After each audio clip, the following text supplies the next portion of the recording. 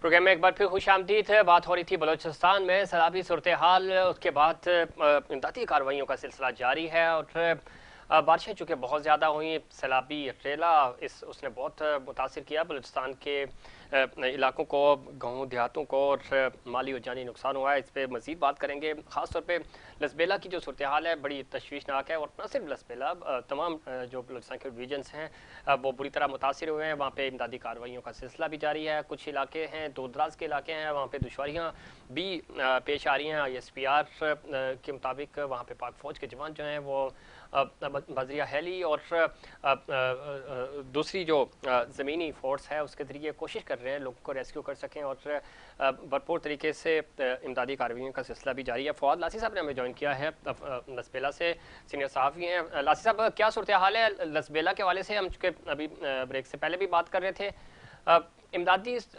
कार्रवाइयाँ कहाँ तक पहुँची, नुकसानात का कुछ जो अंदाज़ा हो सका, कितना नुकसान हुआ?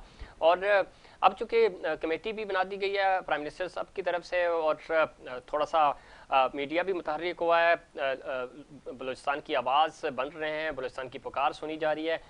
इमदादी कार्रवाइयों में तेज़ी आई या अभी तक लोग फंसे हुए हैं? जी बिल्कुल, आपका बहुत बहुत शुक्रिया अदा करूँगा कि आपने बात करने का मौका दिया।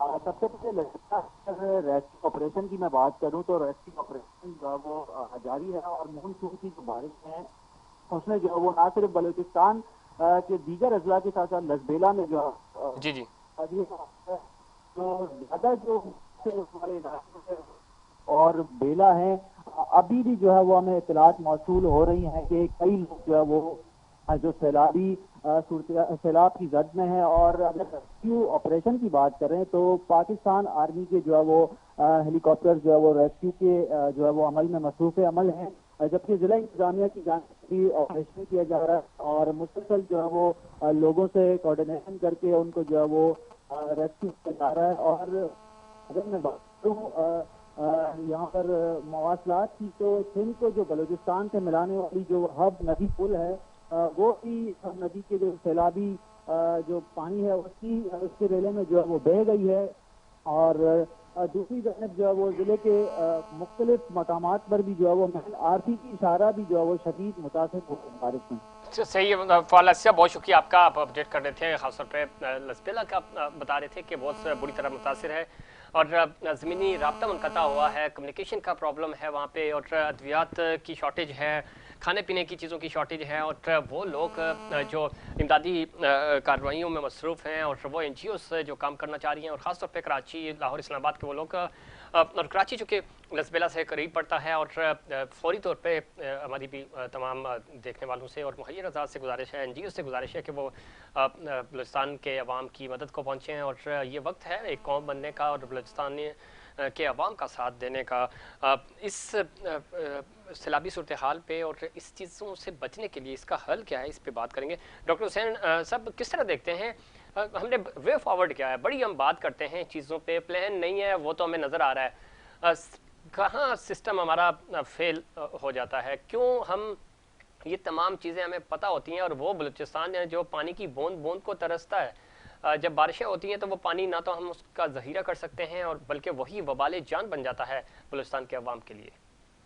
देखिए, एक जो है एक बहुत वेल एस्टैब्लिश्ड फिनोमिना है कि आपने क्लाइमेट चेंज को कैसे जो है वो मिटिगेट करना है या उसको रिड्यूस करना है। उसके लिए दो फैक्टर बहुत इंपॉर्टेंट है। एक आपका बिहेवियरल एस्पेक्ट है, ठीक है, दूसरा आपका इंस्टीट्यूट्स हैं जो बहुत इंपॉर्टेंट रोल प्ले करते हैं। जी बिल्कुल। तो particularly in case of Balochistan, एक तो लोगों में अवेयरनेस भी नहीं है, ठीक है, जो आपके इंडिजिनियस पहले लोगों में जो चीजें थी वो भी कम हो गई है। दूसरा इंस्टीट्यूट जो हैं, जो सर्विस डिलीवरी का फैक्टर है, वो भी बहुत इंपॉर्टेंट रोल प्ले करता है। तो ये दोनों चीजें यहाँ पे मिसिंग है। लोग जो हैं वो उन्होंने क्या किया है, नदी नालों के ऊपर घर बना दिए, ठीक है, एक बात। दूसरी बात ये है कि जो इंस्टीट्यूट्स हैं, इवन अगर कहीं पे डैम बने, रिसेंटली हमने देखा कि जो भी डैम बने वो मेजॉरिटी डैम जो है वो कोलैप्स कर गए या कहीं पे क्या इशू हो गया, तो इंस्टीट्यूट्स भी हैं उनका भी बहुत इंपॉर्टेंट रोल। तो ये दोनों चीजों को हमने कंसीडर करना होगा।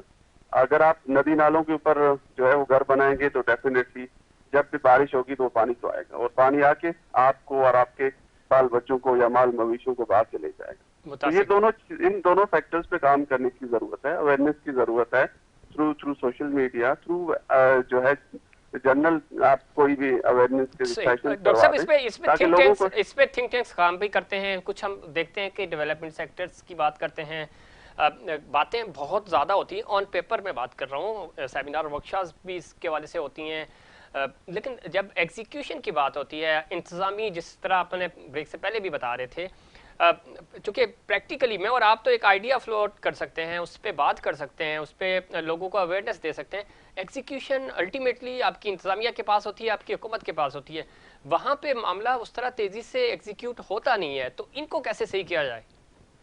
देखिए उसमें यह है कि अगेन लोगों को जो पे लोग हैं पर्टिकुलरली पीडीएमए जो है उसको थोड़ा जो है उनको ट्रेन करने की जरूरत है। ठीक। क्योंकि जहां हमने बलूचिस्तान के केस में देखा पीडीएमए का जो रिस्पॉन्स है वो बहुत ही मतलब या तो ना होने के बराबर है, अगर है तो वो बहुत ही लेट है। तो उनको प्रॉपरली ट्रेन और स्किल करने की जरूरत है। इवन तो उनके पास मशीनरी भी है, उनके पास वो रिक्वायर्ड मटेरियल भी है, लेकिन लोग जो हैं जो पीडीएमए में काम करते हैं, मुझे जो है वो मेरे जो सोर्सेज हैं उन्होंने बताया कि जो पीडीएमए में जो ज्यादातर लोग हैं वो ज्यादातर डेपुटेशन के बेस पर हैं।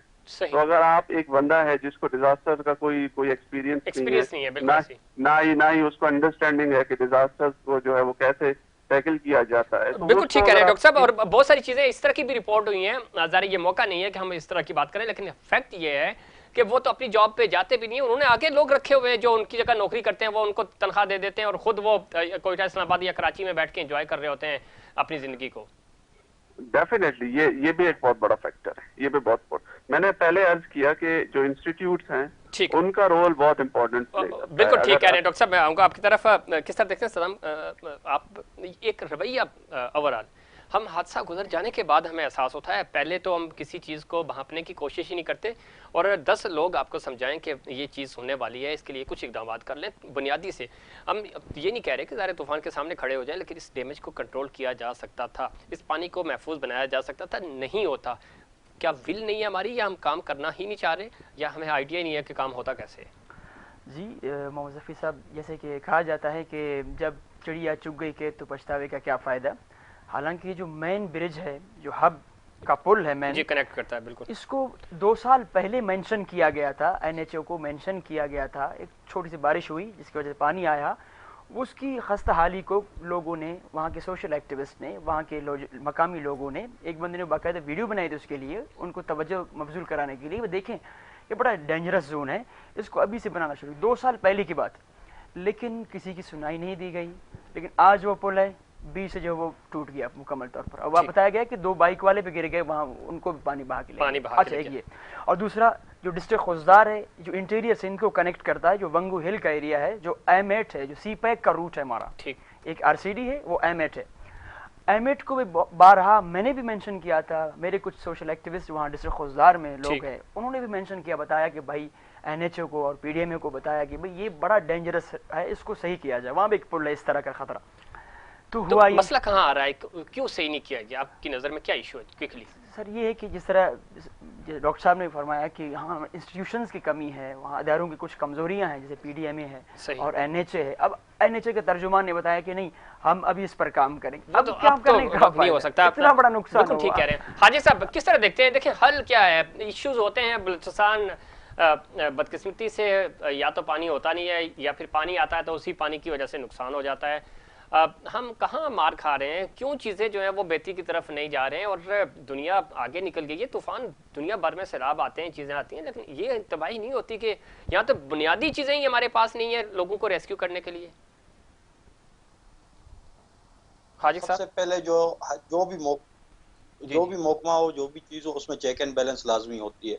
अब पाक फौज क्यों बरवकत कार्रवाई करती है, क्यों वो मतलब इमदादी सरगर्मियों में सबसे पहले होती है, और पाक फौज का जो डिसिप्लिन होता है, जो जिस तरीके से वो फर्दन हर घर में जाती है, और PDMA का क्या तरीका कार होता है, वो जो डिप्टी कमिश्नर होता है या वहाँ के जो मिनिस्टर होते हैं उनको फंड्स देकर मतलब लोगों में जो है बांटने के लिए दिए जाते हैं। अब मतलब ये छोटी सी चीज है, आप इसमें देखें कि कितना फर्क होता है कि फौज की जो भी कार्रवाइयां होती हैं, जो भी उनकी सरगर्मियां होती हैं, वो फर्दन फर्दन घर घर तक पहुंचती है। तो ये डिसिप्लिन का भी एक मामला होता है। जो सिविल इदारे हैं हमारे, आज हम जब जहां पर हम मार खा रहे हैं, उसमें सबसे बड़ी चीज है डिसिप्लिन और चेक एंड बैलेंस का। चेक एंड बैलेंस हमारे सिविल इदारे में बिल्कुल भी नहीं है। और अब सिविल इदारों को चाहिए कि वो फौज के हाथों में जो है अपने इदारे भी वो पाक फौज के हाथों में दे दे, क्योंकि हर चीज में तो वो हमारी मदद कर रहे हैं। सैलाब आता है, जिलजिला आता है, अगर कोई और हादसा हो रहा है, कोई भी चीज हो रही है, तो पाक फौज ही हमारी मदद कर रही है। बाकी तो जो हमारे नुमाइंदे हैं, जो हमारे सियासी लोग हैं, वो तो हमारा जो आम आवाम है उनके हाथ मिलाने से भी कासिर है। तो आज हम पाक फौज के जितने हम मशहूर हैं, जो बलूचिस्तान की अवाम है वो बेइंतहा मशहूर है। हम जहां पर मार खा रहे हैं उसकी सबसे बड़ी वजह जो है चेक एंड बैलेंस है, और सबसे बड़ी वजह जो है उसका डिसिप्लिन है। किसी भी इदारे में ना डिसिप्लिन है ना चेक एंड बैलेंस है। और सबसे ज्यादा जो है बलूचिस्तान में जो तमाम सिविल इदारे हैं, सिविल महकमे, उनमें सिफारिशात पर लोग भर्ती हैं। सिफारिशात पर उनमें उनको कोई भी एक्सपीरियंस नहीं है कि वो इन चीजों से जो है किस तरह निपटे। बिल्कुल ठीक कह रहे हैं खाजिक साहब आप। ये जो इंतजामी सिविल इंतजामी गफलत है, और इदारों में कुछ ऐसे लोग भी बैठे हुए हैं, इसमें कोई दो राय नहीं है, जो वो मेरिट पे ज़ाहिर है उनकी भर्तियां नहीं हुई और वो अपने काम को समझते ही नहीं है, और जब वो काम नहीं जानते तो ज़ाहिर है उसको परफॉर्म भी नहीं कर सकते। और ये चीज़ें हमें बारहा बलूचिस्तान के जो डिपार्टमेंट्स हैं उसमें ये नज़र आती हैं। इसका चेक एंड बैलेंस होना चाहिए, ऑडिट होना चाहिए, और चीज़ों को थोड़ा सा स्मूथ करने के लिए आपको अपनी जिम्मेदारी और अपने रवैये भी बदलने होंगे, क्योंकि आप सैलरी तो ले लेते हैं लेकिन उस सैलरी का हक अदा नहीं करते, उतना काम नहीं करते। उमर फारूक साहब, क्या पैगाम देना चाहेंगे? और क्या चूँकि आपको जो आला हुकाम है वो भी सुन रहे हैं, और आपके जो बुनियादी इश्यूज़ हैं क्विकली, चूँकि वक्त ख़त्म हो रहा है, आखिरी 1 मिनट में क्या कहेंगे आप? बस हम रिक्वेस्ट करेंगे अपने हुक्मरानों से कि हमारे ये जो पानी का स्टॉक है, डैम वाला सिस्टम है पोलू वाला, और बलूचिस्तान में अगर ये डैम्स बनाई जाए तो हमारे पानी का ये जो आज हमारे लिए आफत बनी है वो रहमत बन जाएंगी। और दूसरी रिक्वेस्ट हम हुक्मरानों से आखिरी यही करेंगे कि हमारा मुल्क इस टाइम हफीज साहब, हम जो आफत ज़दा इलाके में फंसे हुए वो माशी शिकार नहीं है, सियासी शिकार है। सही। तो अगर हमारे हुक्मरान दिल से ये काम करे, हमारे आर्मी के साथ मिलकर लोगों की हेल्प करे, डैम बनाए, तो हम इस आफत से निकल के इनकी तारीफ करेंगे। हम पहले पाकिस्तानी है, उसके बाद हम तकसीम हो जाते हैं बलूचिस्तानी, या फिर उसके बाद सिंधी, या फिर उसके बाद पंजाबी। तो हम बलूचिस्तान के लोग सच्चे दिल से पाकिस्तानी है। वफाक का रवैया, और इधर से जो फिर हमारे नुमाइंदे सिलेक्ट होकर वहां जाते हैं, वो ऐसे हालात बना देते हैं कि बाद में नौजवान मायूस होकर वो फिर वो नहीं सोचता कि मुझे इस हुक्मरान से ठीक, बिल्कुल ठीक है उमर, आपने बिल्कुल सही कह रहे हैं, क्योंकि विल पावर है और थोड़ा सा काम करना होगा। आखिरी पैगाम क्या देंगे सदाम साहब?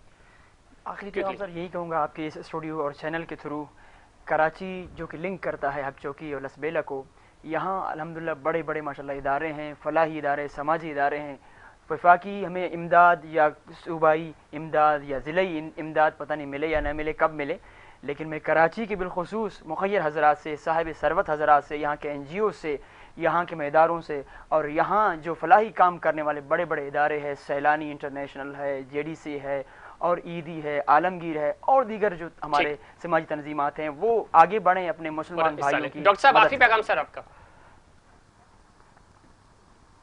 देखिए, मेरा तो यही है कि जो अथॉरिटीज हैं वो एक तो जो आपका इमीडिएट रिलीफ ऑपरेशन है वो स्टार्ट करें, जो इफेक्टेड एरियाज हैं, एक बात। उसके बाद रिलीफ ऑपरेशन के साथ साथ जो कनेक्टिविटी है RCD, ये है कि उसको सबसे पहले रिस्टोर करें, क्योंकि जब तक कनेक्टिविटी नहीं होगी आपका रिहेबिलिटेशन का वर्क और जो आपकी जितने भी इफेक्टेड एरियाज हैं वहाँ पे जो नहीं पहुंचा जा सकेगा। बिल्कुल ठीक है। आपने खाजिद साहब आखिरी 10 सेकंड है, क्या पैगाम देंगे? मैं आखिरी 10 सेकंड में ये पैगाम दूंगा कि हमारी हुकूमत पता नहीं कब जागे और कब ये जाकर जो है जो मुतासरीन है उन तक कोई मतलब इमदादी सामान पहुंचे। तो मैं तमाम मुखिर हजरात से ये दरख्वास्त करूंगा कि वो तमाम अब निकले, और कम से कम अगर वो वैसे मदद नहीं कर सकते तो अपनी ज़कात और खैरात इन दिनों में निकाले। मेहरबानी। बहुत शुक्रिया आप चारों मेहमानों का। और बलूचिस्तान की हमने जो सूरत हाल है उसके ऊपर कोशिश की कि वहाँ के लोगों से बात की जाए, वहाँ के जो मुतासरीन हैं और जो उस इलाके में मौजूद हैं, किस तरह बलूचिस्तान मुतासिर हुआ है और वहाँ इमदादी कार्रवाइयों की क्या सूरत हाल है, वहाँ के मुतासरीन को किस किस चीज़ की ज़रूरत है। और वो लोग, वो नाज़रीन जो हमें देख रहे हैं, उनसे गुजारिश है कि बलूचिस्तान और ख़ास तौर पर मुहैयर हज़रात, NGOs, सिविल इंतज़ामिया, पाक फ़ौज ऑपरेशन में मसरूफ़ हैं, लेकिन जो मुहैयर हज़रात हैं उनसे गुजारिश है कि फ़ौरी तौर पर बलूचिस्तान का रुख करें। बलूचिस्तान को इस वक्त आपकी ज़रूरत है, बलूचिस्तान आपको पुकार रहा है, पूरे पाकिस्तान को पुकार रहा है और मुश्किल की इस घड़ी में हमें बलूचिस्तान का साथ देना होगा।